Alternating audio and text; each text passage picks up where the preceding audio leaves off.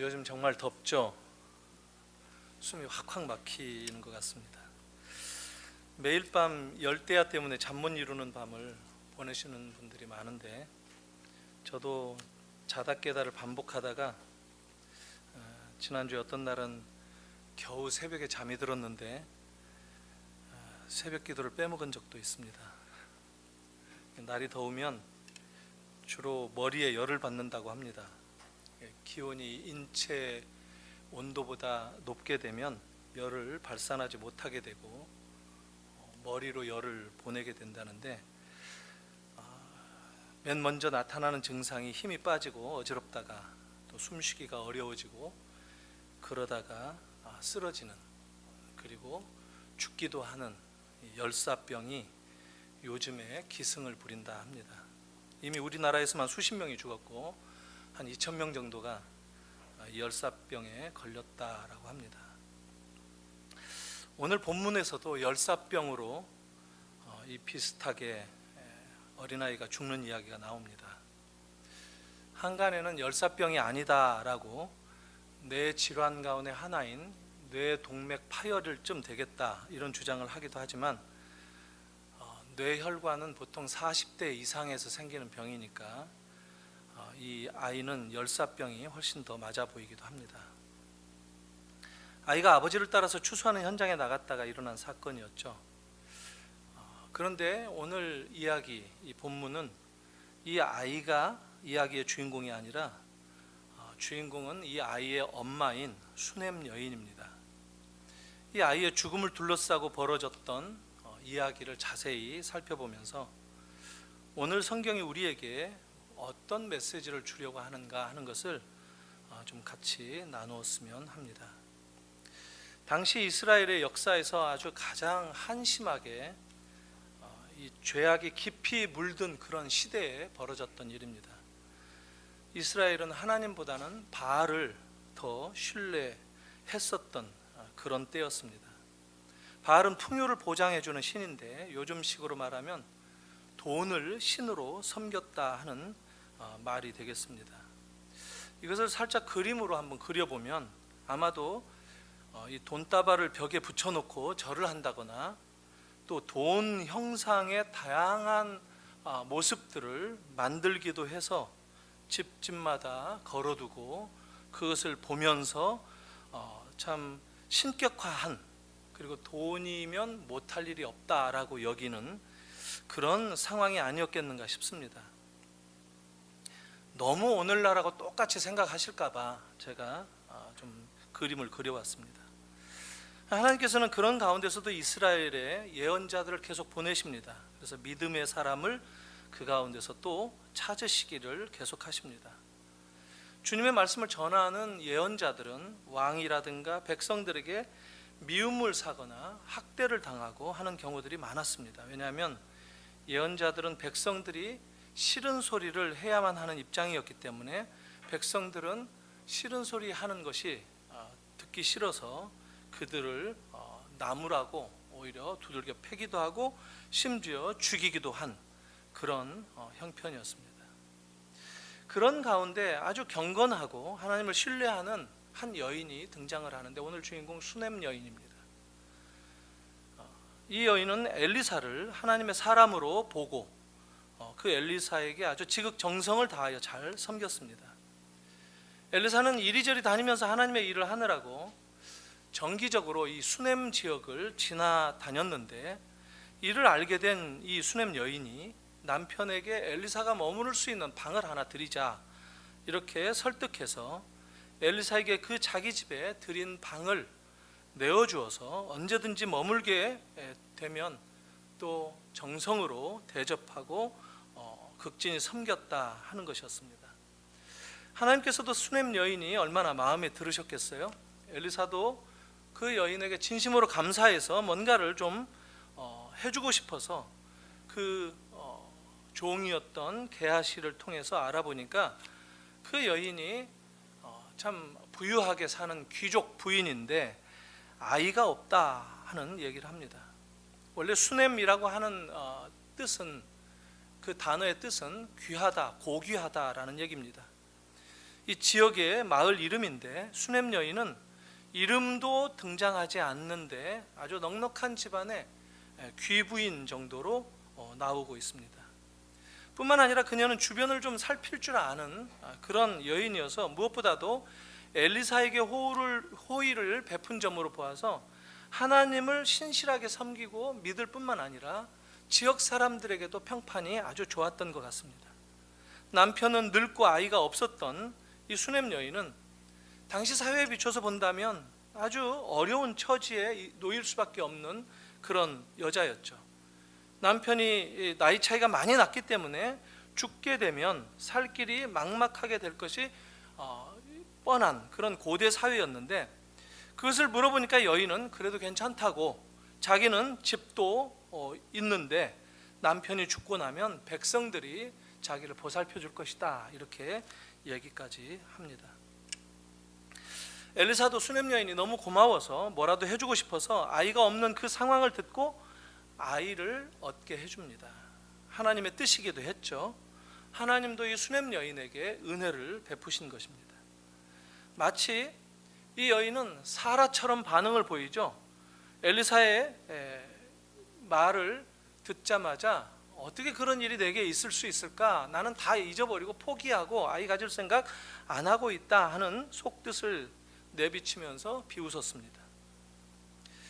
그런데 엘리사의 말대로 1년 후에 아이를 얻게 됩니다. 얼마나 귀하게 자랐겠어요? 이 아들입니다. 여기까지 보면 우리가 하나님을 잘 믿고 또 잘 섬기면서 살게 되면 복을 받는다라고 생각하는 그 흔한 이야기와 방불할 것입니다.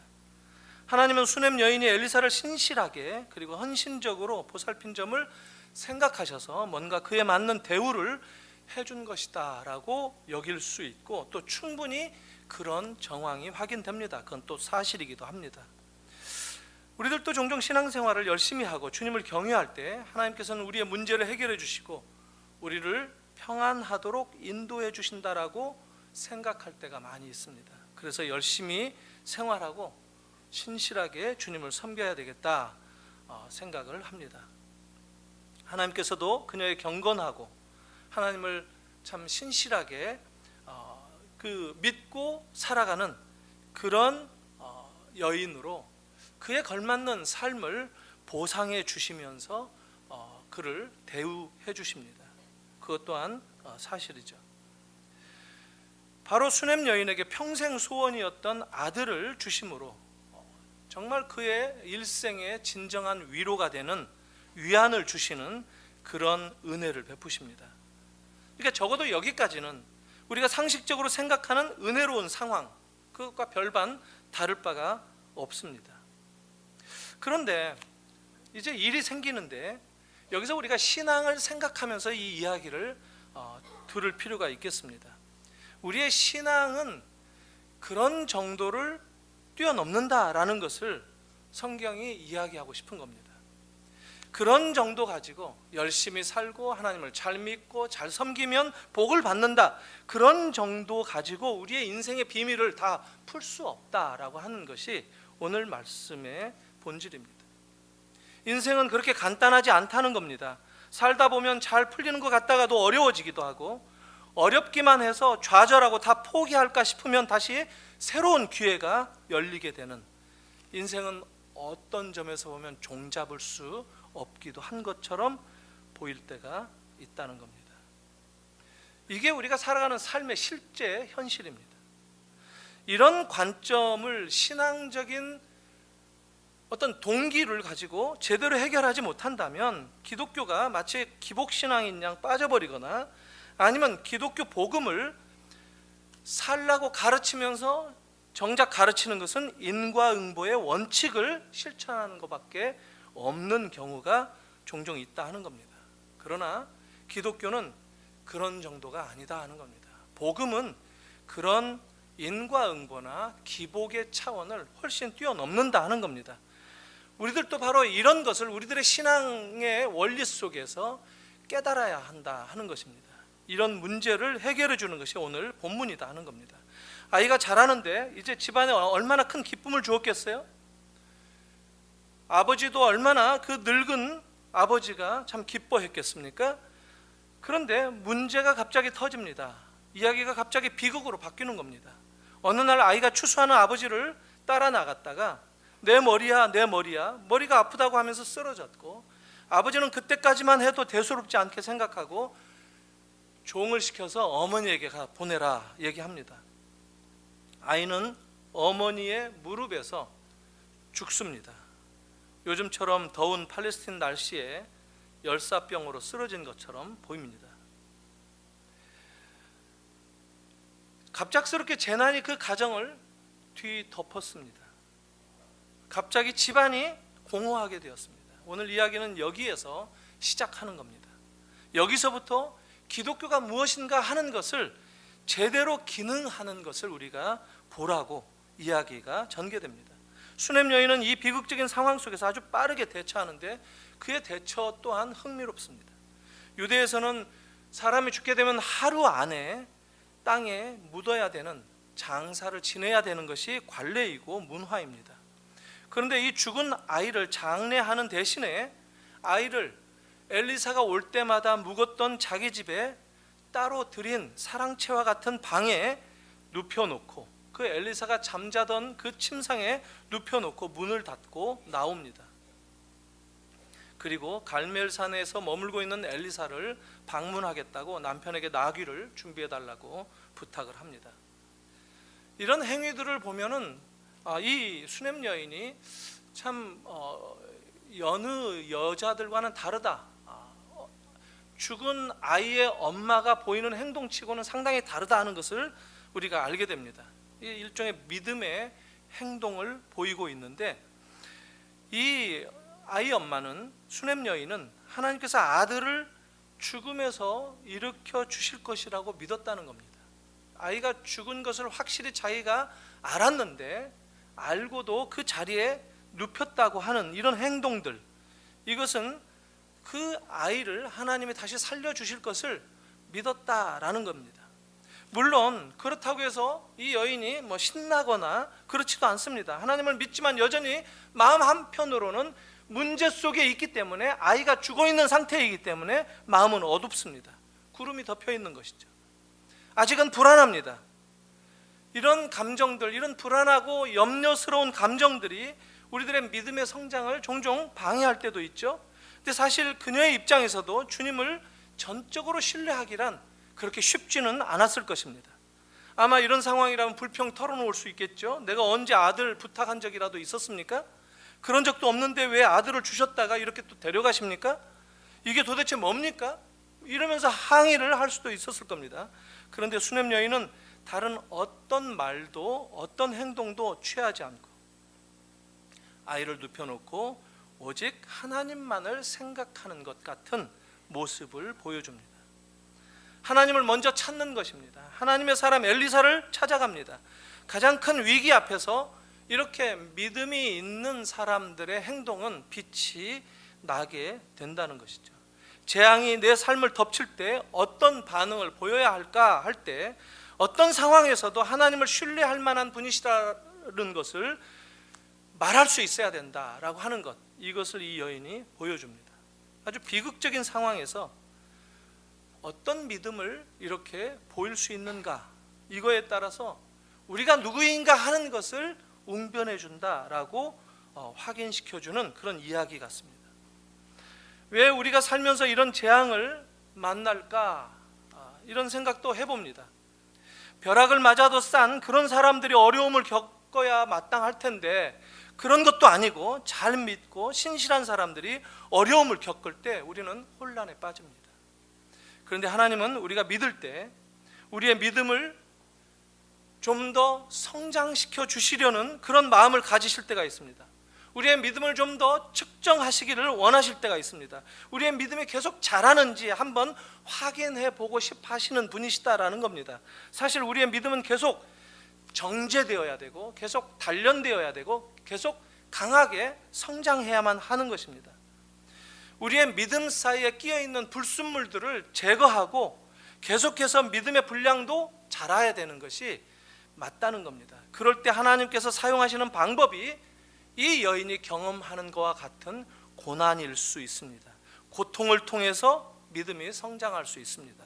어려움을 겪는 것을 통해서 제대로 된 믿음을 붙잡을 수 있다는 겁니다. 비극을 겪으면서 우리의 신앙이 정제될 수 있다는 것입니다. 만일 여러분들 중에 혹시 어려움에 처해 계시는 분이 계십니까? 하나님은 여러분들의 믿음을 측정하시기 위해서, 하나님은 여러분들의 믿음을 좀 더 정제시켜 주시기 위해서, 불순물을 빼고 좀 더 단련시켜 주시기 위해서 지금 계획하시는 가운데 계신다라고 생각하시는 것이 맞을 겁니다.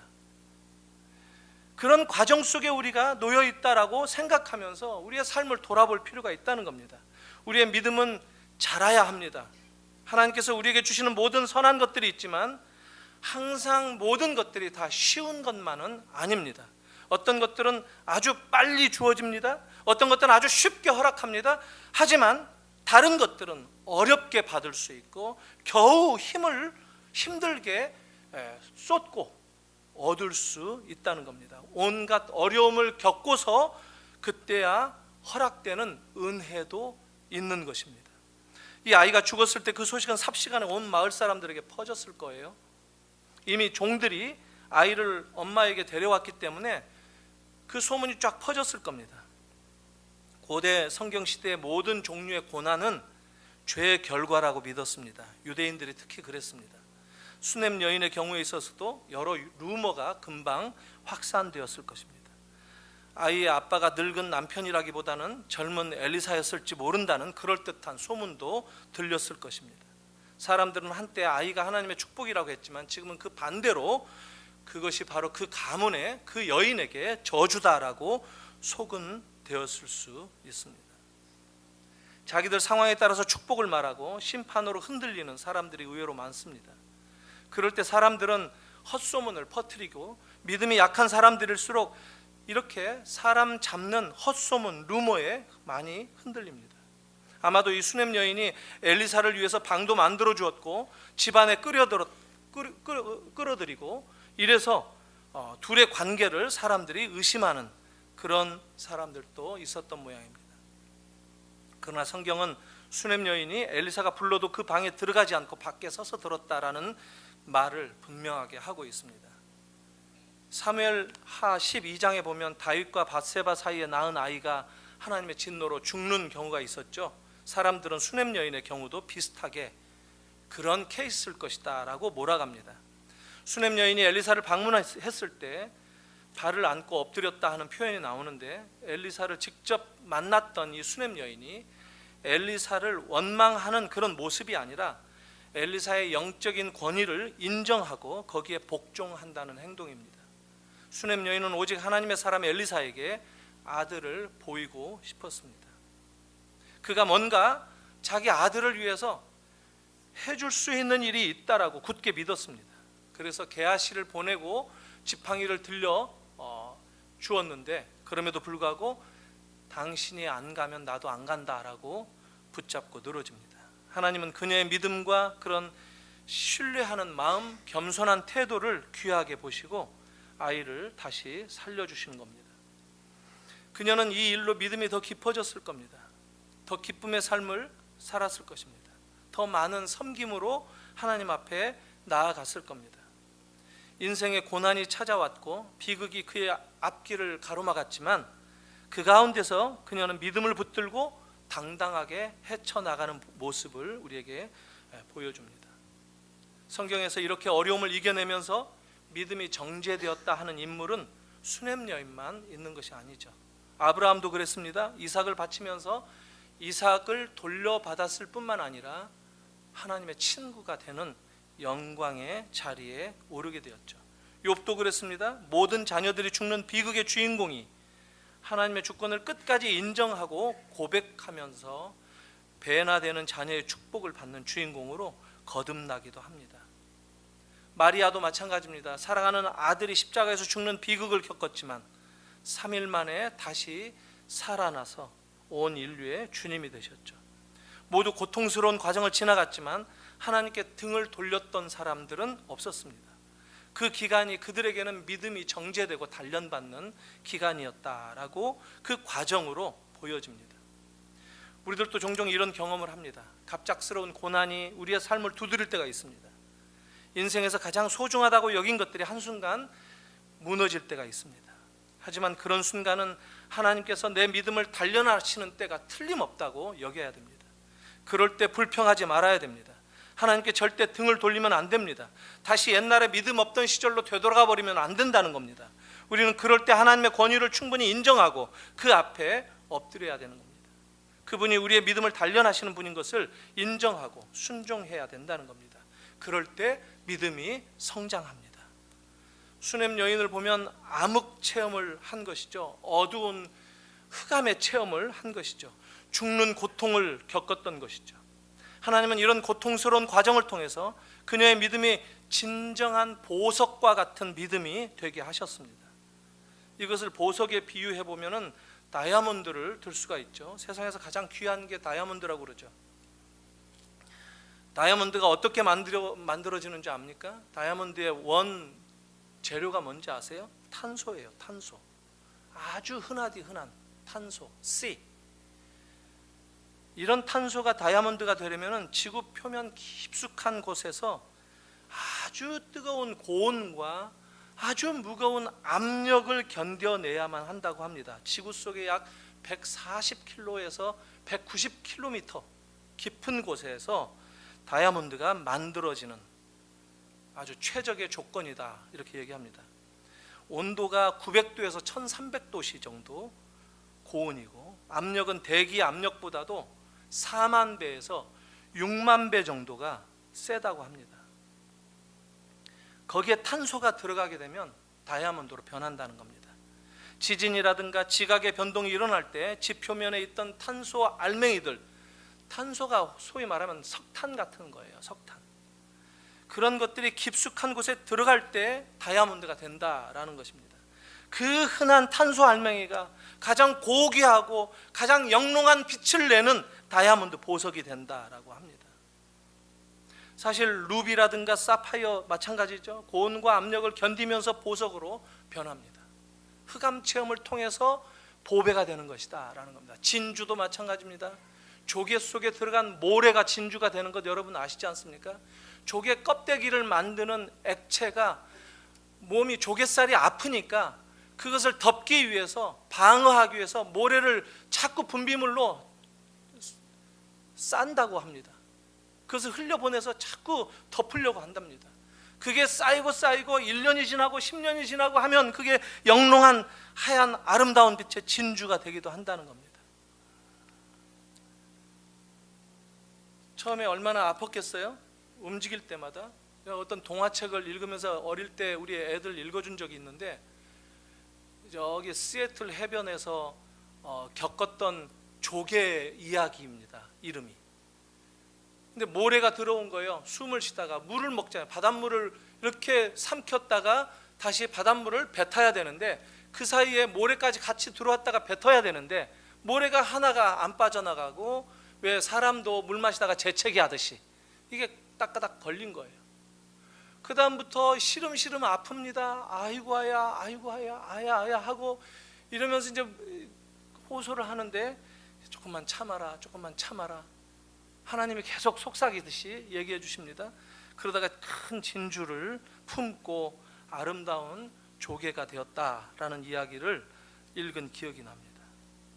이렇게 고귀한 것들은 탄소 알맹이라든가 모래라든가 아주 평범하고 흔한 것들이 이렇게 고통과 시련을 통해서 보배가 되어진다라고 하는 것.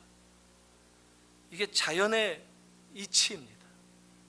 자연의 원리가, 자연의 이치가 틀어져 가지고 오히려 흑암의 경험을 만들어내기도 하는데, 그런 고통을 이겨내면 반드시 보배로운 결과가 나온다라는 것이 자연의 또한 이치이기도 하다라는 겁니다.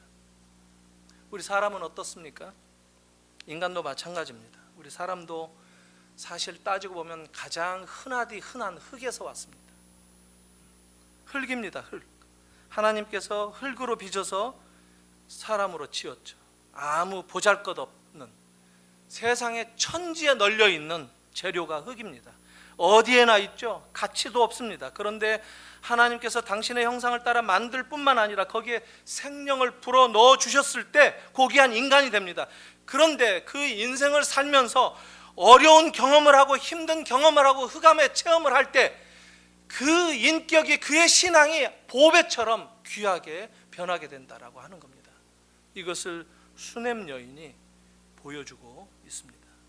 사랑하는 성도 여러분, 하나님은 우리를 사랑하시고 우리를 아름답게 인도하시기를 원하십니다. 그렇기 때문에 때때로 흑암의 경험을 통해서 우리를 더 다듬어 가시기를 원하십니다. 더 고귀하고 더 보배로운 존재로 만들어 주시기 위해서 우리를 흑암 체험을 하게 하신다라고 하는 것, 이것을 믿음의 눈으로 바라보는 여러분들 되시기를 바랍니다. 이것은 수냄 여인이 보여준 것처럼 어떤 상황에서도 흔들리지 않을 뿐만 아니라 어떤 상황에서도 하나님을 신뢰하고 하나님을 붙잡는 이 믿음의 주체자가 되고 있다라고 하는 것, 이것을 우리가 놓쳐서는 안 될 것입니다. 이 무더운 여름 가운데 여러분들은 어떻게 지내십니까? 날만 이렇게 기온이 높아도 1도만 올라가도 세상이 변하는 게 무지 많다고 하지 않습니까? 우리의 삶이 더위 속에서 망가지는 것 같은 그런 느낌을 받기도 하는데, 그러나 우리가 이런 가운데서도 해야 할 일들을 해야 되고, 또 이런 가운데서도 엎친 데 덮친다고 고난을 겪기도 하고, 그러나 그런 고난의 경험들은 우리를 보배로 만들어주시는 하나님의 역사다라고 하는 것을 믿음의 눈으로 바라보시는 여러분 되시길 바랍니다. 그리고 견디시고 보배가 되시기를 바랍니다. 같이 한번 기도하겠습니다.